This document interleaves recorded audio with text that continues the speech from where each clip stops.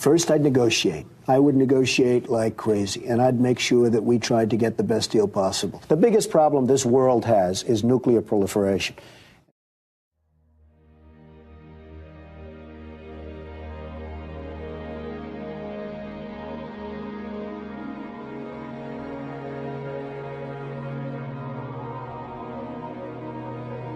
Now, there is a fresh sense of optimism that rising tension between North Korea and the United States could be about to cool sharply. In a major shift in policy, America's top diplomat says the United States is willing to begin direct talks with Pyongyang without preconditions. Rex Tillerson also said diplomacy will remain open until the first bomb drops. Park Soyeon reports. U.S. Secretary of State Rex Tillerson says Washington is ready to talk to Pyongyang at any time without preconditions. It marks a big shift in the Trump administration's previous stance, as it's the first time the United States has suggested opening a dialogue channel without any caveats. Speaking at the Atlantic Council Korea Foundation Forum in Washington on Tuesday, Tillerson said it's unrealistic to say the U.S. would only engage in dialogue with Pyongyang on the condition the regime abandons its nuclear development program. We've said from the diplomatic side, we're ready to talk anytime North Korea would like to talk. And we're ready to have the first meeting without precondition. So we need the DPRK to come to the table for talks. We're ready to talk anytime they'd like to talk. But they have to come to the table, and they have to come to the table with a view that they do want to make a different choice. Tillerson said he hoped Pyongyang would make the right choice and sit down to talk about it. But he warned North Korea if it keeps pushing the boundaries, it may end up exhausting its diplomatic options. His comments come as North Korea hinted at the possibility of engaging in dialogue with the United States. A key North Korean official at the UN, Cha Seong-nam, told reporters in Beijing on Tuesday that talks are possible if the right conditions are met. Pressed on what those conditions might be, Cha said the conditions North Korea requires. With both the United States and North Korea pushing for dialogue, watchers say the two sides might finally have an opportunity to quell tensions through diplomatic channels.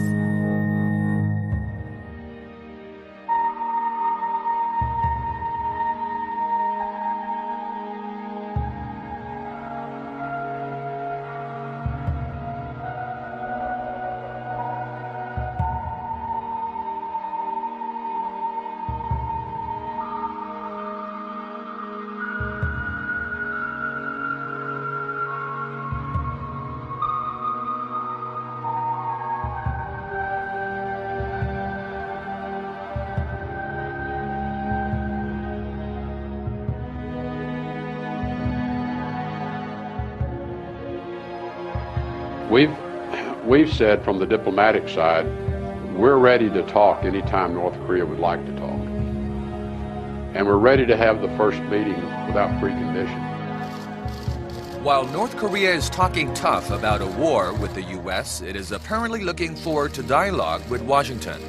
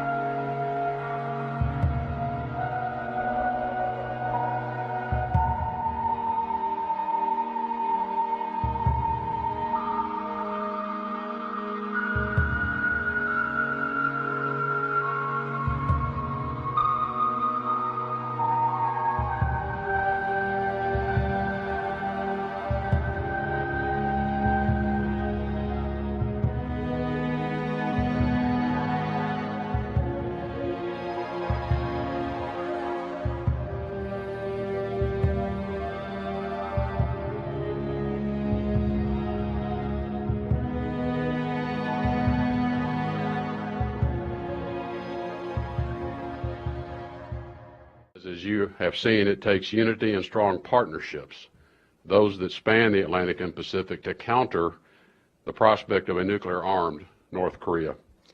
And from his first day in office, this was the first policy President Trump asked the State Department to develop and put in place, in clear recognition that he was going to take this threat seriously, and he was not going to leave it unaddressed and was not going to accept the status quo. It does represent, and did represent then, the most immediate threat to our country, and that we would end the era of strategic patience and begin an era of strategic accountability. The threat is simply too large to ignore any longer. Our policy with respect to the DPRK is really quite clear, and that is the complete and verifiable denuclearization of the Korean Peninsula. It is a policy that is shared by others in the region. In fact, that is China's policy as well. And Russia has stated it is also its policy. So while it is commonly held, our tactics for implementing the policy may differ a bit among parties in the region. Our approach, as you've seen, is to impose ever greater penalties and ever greater pressure on the regime in North Korea to persuade them to halt their current nuclear weapons development program and their systems by which they can deliver these weapons, and to change that course and choose a different course. We have put in place now over the past many months the most comprehensive set of economic sanctions that I think have ever been assembled through two very comprehensive UN Security Council resolutions with the support, notably, of both China and Russia. Clearly indications of how they view the seriousness of the threat as well. These sanctions now have banned all coal exports from North Korea. They have ended their textile exports. They have put limits and will bring to an end the export of forced labor. They have also limited the imports of fuel, have reduced oil imports, with each action increasing the pressure on North Korea. We do know that these are having effects on the North. This is evidence in terms of what we see happening with fuel prices for North Korean citizens, which initially jumped 90%. They're now back to where they're up only 50%. We also know there are shortages beginning to appear, and there's also, though, appearing on the shelves of North Koreans products which previously had been exported. So now they have to be consumed internally. These are combined with diplomatic sanctions, where we have called on nations the world over to not just fully implement the UN Security Council economic sanctions, but where they have a sense and a desire to do so, to also isolate the North Korean regime further by recalling their diplomats, closing their offices, and letting North Korea know that with each one of these provocative tests, they only become more and more isolated. More than 22 countries have sent North Korea's diplomats back home. And for some, it may not seem significant, but for small countries that may not have a lot of economic influence, it is yet another important signal.